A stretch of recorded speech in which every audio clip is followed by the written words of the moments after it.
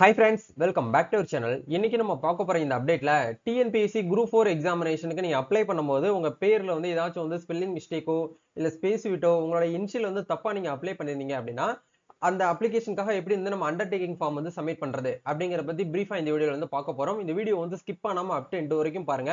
நீங்க டிஎன்பிஎஸ்சியில இருக்கக்கூடிய உங்களுடைய நேமும் உங்களுடைய 10th 12th மார்க் ஷீட்ல இருக்கக்கூடிய நேமும் வந்து கரெக்டா இருந்தாதான் உங்களுக்கு என்ன பண்ணுவாங்க அப்படின்னா அடுத்த கட்டம் அதாவது டாக்குமெண்ட் வெரிஃபிகேஷன் பண்ணதுக்கு அப்புறம் கவுன்சிலிங்க்கு உங்களுக்கு எந்த ஒரு ப்ராப்ளமும் வராது. சோ இதுல உங்களுக்கு ஏதாச்சும் நேம் வந்து மிஸ் மேட்சா இருக்கு அப்படின்னா நீங்க என்ன பண்ணணும், என்ன ப்ரொசீஜரை ஃபாலோ பண்ணணும் அப்படின்னா இதை நம்ம வந்து சால்வ் பண்ணலாம் அப்படிங்கிற பத்தி இந்த வீடியோ வந்து நம்ம பார்க்க போறாங்க. வீடியோக்குள்ள போறதுக்கு முன்னாடி இப்பதான் நம்ம சேனல்ல நீங்க ஃபர்ஸ்ட் டைம் பாக்குறீங்க அப்படின்னா இந்த வீடியோக்கு கீழே இருக்கக்கூடிய ரெட் கலர் சப்ஸ்கிரைப் பட்டனையும் பக்கத்துல இருக்கக்கூடிய அந்த பெல் பட்டனை கிளிக் பண்ணி ஆல்ங்கிறத எனபிள் பண்ணிச்சுக்கோங்க.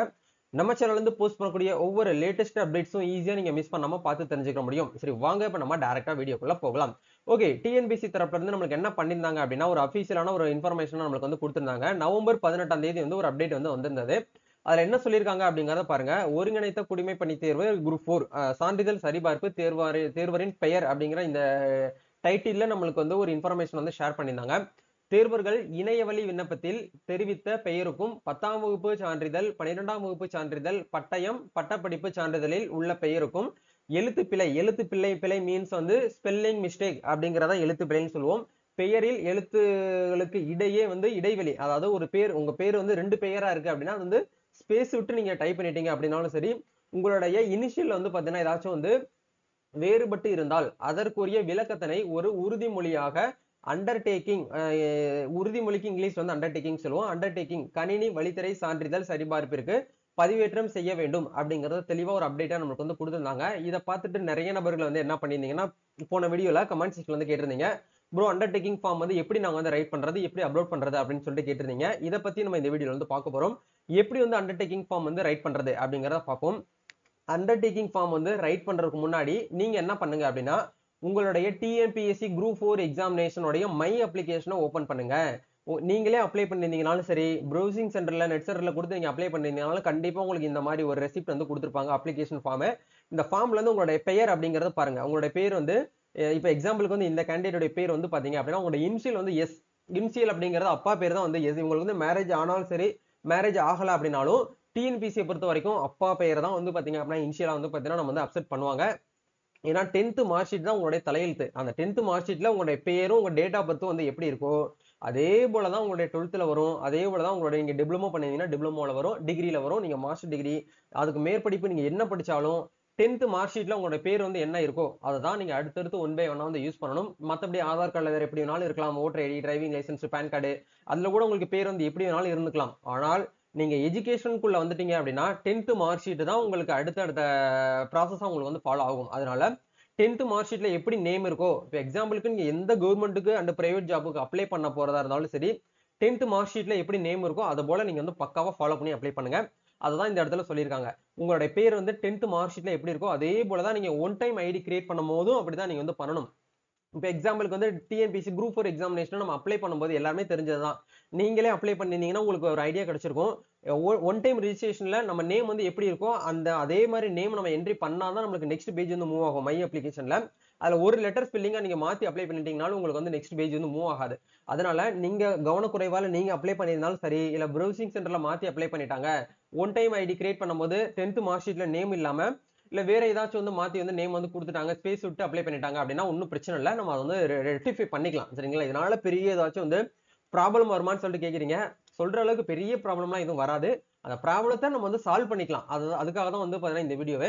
இப்போ உங்களுக்கு நான் கிளியரா சொல்றேன். 10th மார்க் ஷீட்ல எப்படி நேம் இருக்கோ அதே போல இந்த இந்த சுபா அப்படிங்கிற நேம் வந்து உங்களுக்கு வந்து கரெக்டா தான் இருக்கு. இனிஷியல் அப்படிங்கிற இடத்துல நீங்க மை அப்ளிகேஷன்ல டைப் பண்ணும்போது உங்களுக்கு கடைசியில ஒரு பாக்ஸ் கொடுத்திருப்பாங்க. இந்த இடத்துல உங்களோட இனிஷியல் வந்து டைப் பண்ணுங்கன்னு கேட்டிருப்பாங்க. அப்படி இனிஷியல் நம்ம டைப் பண்ணி நம்ம சேவ் கொடுத்து மை அப்ளிகேஷன் பார்க்கும்போது இனிஷியல் வந்து ஃப்ரண்ட்ல வந்துரும். ஃப்ரண்ட்ல வருது, பேக்ல வருது, இதெல்லாம் நம்மளுக்கு முக்கியம் கிடையாது. உங்க 10th மார்க் ஷீட்ல எப்படி நேம் இருக்குன்னு பாருங்க. அதுக்கு ஏத்த மாதிரி நீங்க என்ன பண்ணிக்கோங்கன்னா பேர் வந்து கரெக்ஷன் வந்து பண்ணிக்கலாம். ஓகேங்களா? ஓகே, இப்போ நம்ம மை அப்ளிகேஷன்ல போயிட்டு நம்ம வந்து எடிட் பண்ண முடியுமான்னு கேட்டீங்கன்னா கண்டிப்பா பண்ண முடியாது. நீங்க நெக்ஸ்ட் அப்கமிங் டிஎன்பிசி குரூப் 4 எக்ஸாமினேஷனுக்கு அப்ளை பண்றதுக்கு முன்னாடி ஒன் டைம் அக்கௌண்ட்ல போயிட்டு நீங்க என்ன பண்ணுங்க அப்படின்னா நேம் கரெக்ஷன் அப்படிங்கறத வந்து பண்ணிக்கோங்க. ஒன் டைம் ரிஜிஸ்ட்ரேஷன்ல போயிட்டு நேம் கரெக்ஷன் தாராளமா எல்லாரும் வந்து பண்ண முடியும். அதுக்கு ஒரு ப்ரூஃப் கேட்பாங்க. அந்த ப்ரூஃப் வந்து பாத்தீங்கன்னா 10th மார்க் ஷீட்டை நீங்க வந்து அப்லோட் பண்ணுங்க. சரிங்களா? கம்யூனிட்டி வந்து சேஞ்ச் பண்ணிக்கலாம். அதுக்கு வந்து கம்யூனிட்டி சர்டிஃபிகேட் வந்து கேட்பாங்க. உங்களுடைய நேட்டிவிட்டி, உங்களுடைய ரெசிடென்டல் இதெல்லாமே வந்து சேஞ்ச் பண்ணிக்கலாம். அதுக்கு சம்பந்தப்பட்ட டாக்குமெண்ட்ஸ் வந்து கேட்பாங்க. சரிங்களா? Supporting documents. ஓகே. இப்போ நம்மளுடைய மை அப்ளிகேஷன் வந்து பார்த்துக்கோங்க. அத கையில எடுத்து வச்சுட்டு அதுக்கு ஏத்த மாரி நம்ம என்ன பண்ணணும் அப்படின்னா, அதுக்கு ஒரு ஃபார்மட் நான் ரெடி பண்ணியிருக்கேன். உறுதிமொழி கடிதம் அப்படின்னு சொல்லிட்டு, அனுப்புனர் அப்படிங்கிற இடத்துல உங்களுடைய பெயர் அப்படிங்கிறது டிஎன்பிசி ஓடிஆர்ல என்ன பெயர் இருக்கோ அத வந்து கரெக்ட்டா நீங்க வந்து எழுதிக்கோங்க.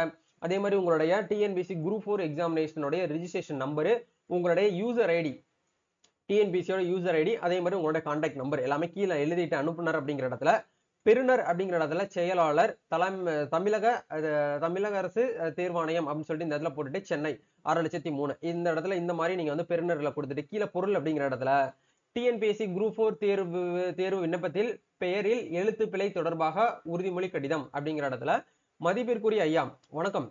டிஎன்பிஎஸ்சி குரூப் 4 தேர்வுக்கு விண்ணப்பிக்கும் போது என்னுடைய பெயர் வந்து இந்த எக்ஸ்எக்ஸ்எக்ஸ்ன்னு போட்டிருக்கேன்.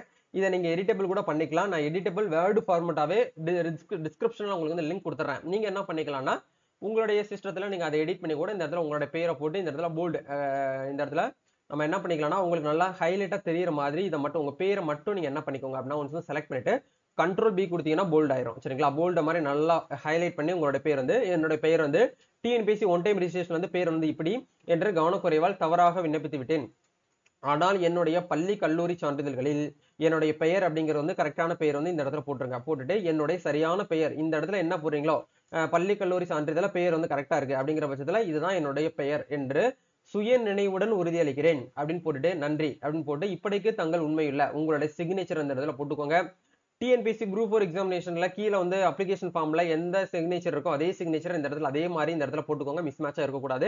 ஏன்னா வேற யாராவது எழுதி கொடுத்துட்டாங்க அப்படிங்கறத நினைச்சிருவாங்க அவங்க. அதுக்காக தான். சரிங்களா? இந்த இடத்துல சிக்னேச்சர் போட்டு டேட் அப்படிங்கிற இடத்துல உங்களுடைய நீங்க எந்த டேட்ல அப்ளை எழுதுறீங்களோ அந்த டேட் உங்களுடைய லொகேஷன் போட்டு இதை நீங்க என்ன பண்ணணும் அப்படின்னா பிடிஎஃப் வந்து கன்வெர்ட் பண்ணிட்டு 500 கேபிக்குள்ள லெஸ் பண்ணி நீங்க என்ன பண்ணுங்க அப்படின்னா டிஎன்பிஎஸ்சி சிவி அப்லோட் பண்ற இடத்துல அதர் டாக்குமெண்ட் 1 அப்படின்னு சொல்லிட்டு ஒரு ஆப்ஷன் இருக்கும். அந்த இடத்துல போயிட்டு நீங்க என்ன பண்ணிக்கோங்க அப்படின்னா ஒன்ஸ் இதை நீங்க வந்து டாக்குமெண்ட் அப்லோட் பண்ணிட்டீங்க அப்படின்னா அண்டர்டேக்கிங் வந்து சக்சஸ்ஃபுல்லா நீங்க வந்து சப்மிட் பண்ணிட்டீங்க.